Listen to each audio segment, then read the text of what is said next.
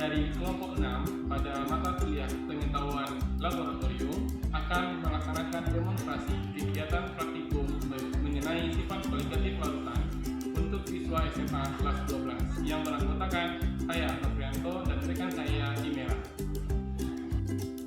Baiklah, sebelum kita memulai praktikum tentang sifat koligatif larutan, maka harus kita ketahui dulu apa itu sifat koligatif larutan. Sifat koligatif larutan adalah sifat larutan yang bergantung pada jumlah partikel zat terlarut dan tidak bergantung pada jenis zat terlarut. Adapun sifat koligatif larutan ini terbagi atas 4. Yang pertama adalah penurunan tekanan uap. Penurunan tekanan uap ini terjadi apabila zat terlarut bersifat non-volatil atau zat tersebut tidak mudah menguap sehingga uapnya tidak dapat terukur. Tekanan uap dari larutan akan selalu lebih rendah daripada tekanan uap larut murni yang volatil. Yang kedua adalah kenaikan titik didih. Titik didih adalah suhu di mana tekanan uap cairan menjadi sama dengan tekanan atmosfer.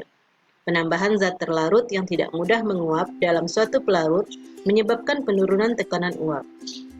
Maka, untuk itu, larutan yang terbentuk harus dipanaskan hingga suhu yang lebih tinggi, sehingga tekanan uapnya menjadi sama dengan tekanan atmosfer.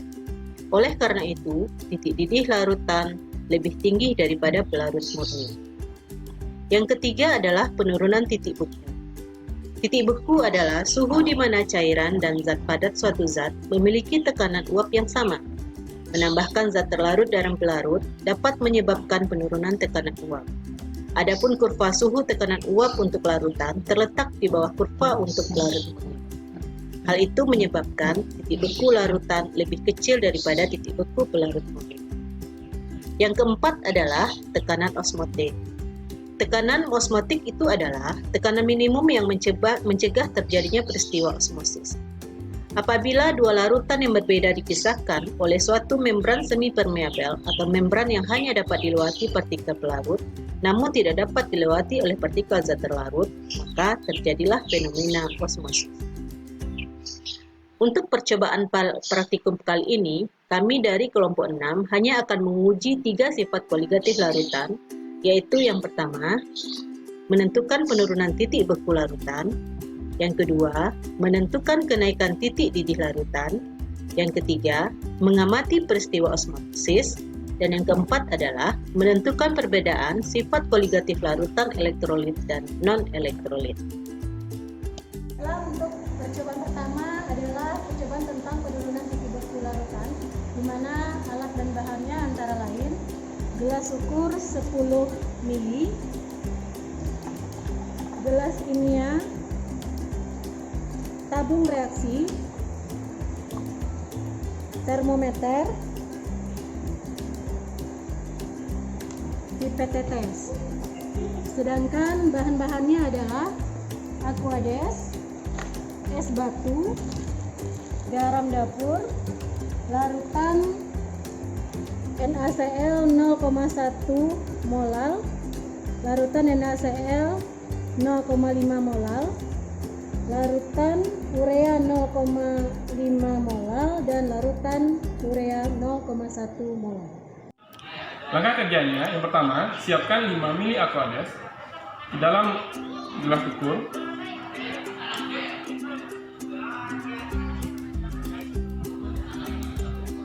Kemudian kita masukkan aquades ini ke dalam tabung reaksi.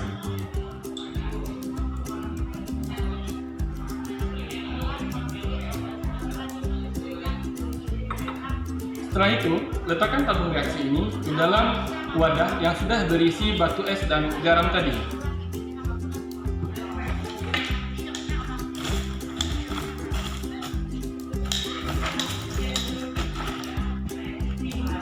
Kemudian, kita masukkan termometer ke dalam tabung reaksi. Sambil memasukkan termometer ke dalam tabung reaksi, wadah kita goyang-goyangkan.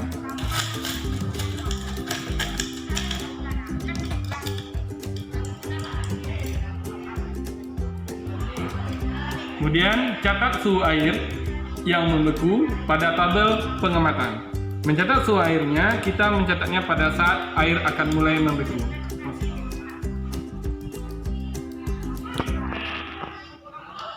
Sambil menunggu air tadi membeku, maka kita lakukan percobaan untuk larutan garam dapur 0,1 molar dan 0,5 molar.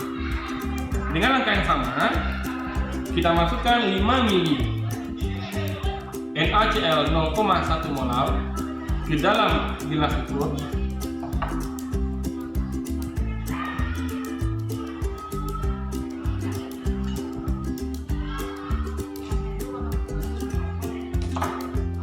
Kemudian kita masukkan NaCl 0,1 mol tadi ke dalam tabung reaksi.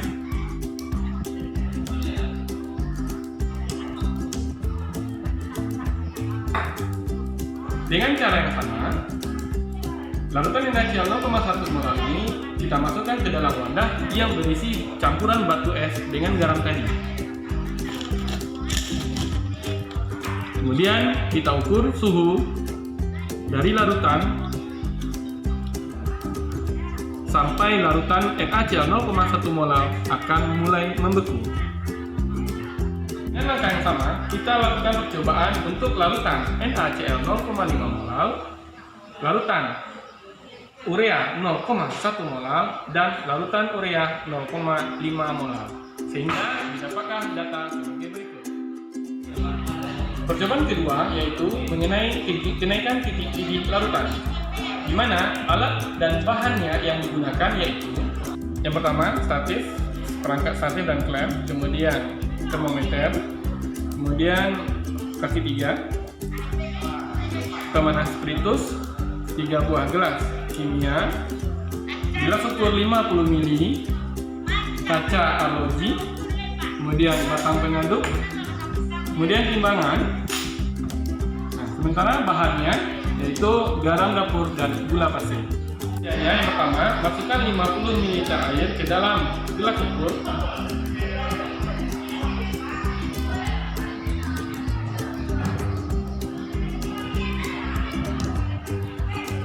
Setelah itu, kita panaskan air tadi.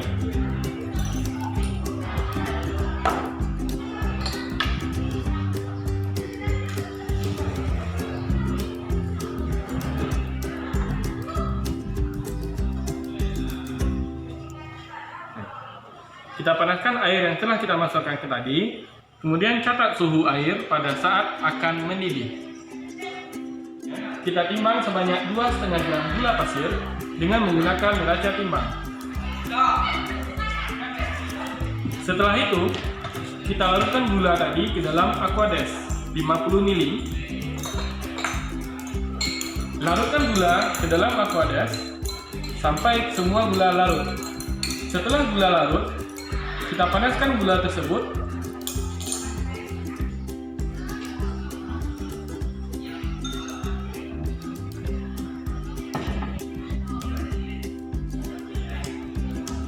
Setelah gula mendidih, kita ukur suhu menggunakan termometer.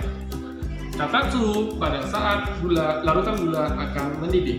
Ya, dengan cara yang sama, kita ganti gula tadi dengan menggunakan garam. Langkah pertamanya yaitu timbang sebanyak 2,5 gram garam menggunakan neraca timbang.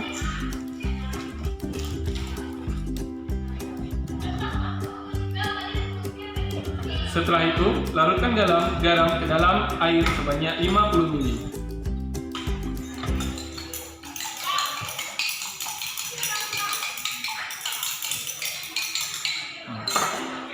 Setelah semua garam larut, maka kita panaskan garam tersebut.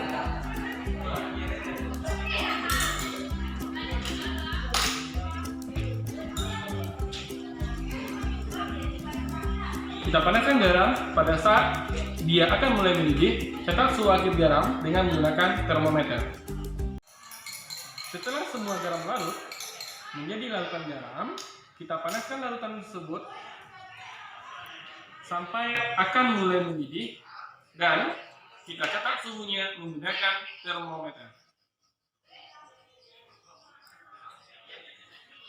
Baiklah, pada percobaan kita yang keempat yaitu tentang tekanan osmotik larutan, Alat-alat dan bahan yang akan kami gunakan adalah Yang pertama adalah gas kimia, 1 butir telur ayam, larutan cuka dapur, dan aquades.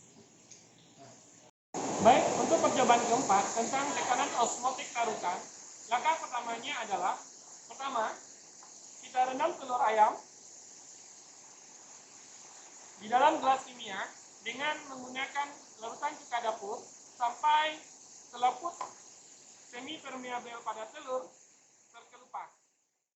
Setelah selaput semi permeabel dari cangkang telur ini terlepas, maka langkah selanjutnya adalah menimbang telur ini.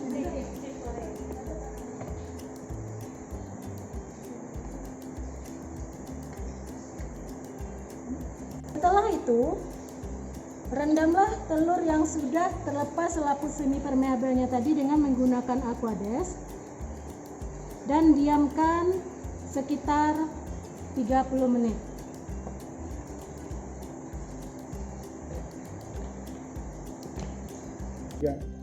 Setelah 30 menit, kita timbang kembali telur yang sudah kita rendam tadi.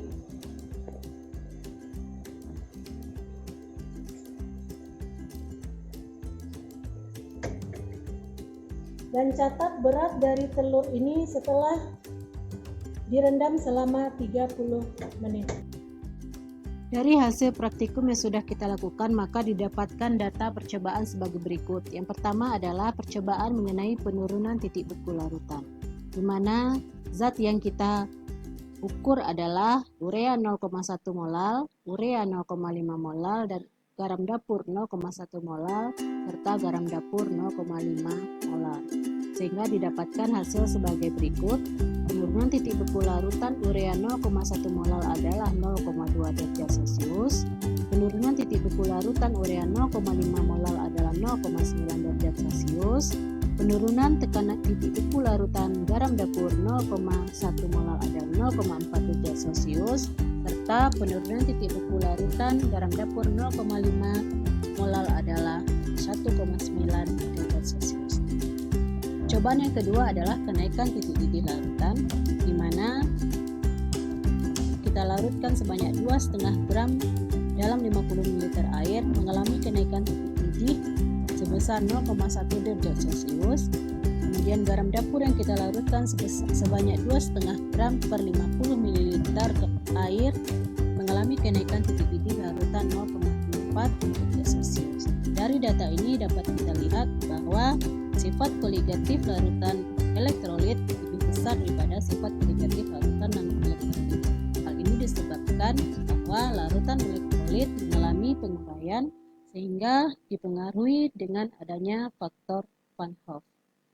Kemudian percobaan yang ketiga yaitu mengenai tekanan osmotik larutan. Didapatkan data adalah sebagai berikut, bahwa massa telur sebelum direndam adalah sebesar 68 gram. Massa telur setelah direndam dengan larutan cuka dan sudah mengalami pengelupasan selaput semi permeabel 64 gram, sehingga berkurang sebesar 4 gram. Dan setelah kita rendam lagi ke dalam aquades atau ke dalam air, maka telur yang sudah mengalami pengelupasan selaput semi permeabel tersebut kembali mengalami kenaikan berat menjadi 67 gram. Hal ini disebabkan adanya fenomena osmotik di mana larutan mengalir dari konsentrasi yang lebih rendah menuju ke konsentrasi yang lebih tinggi, sehingga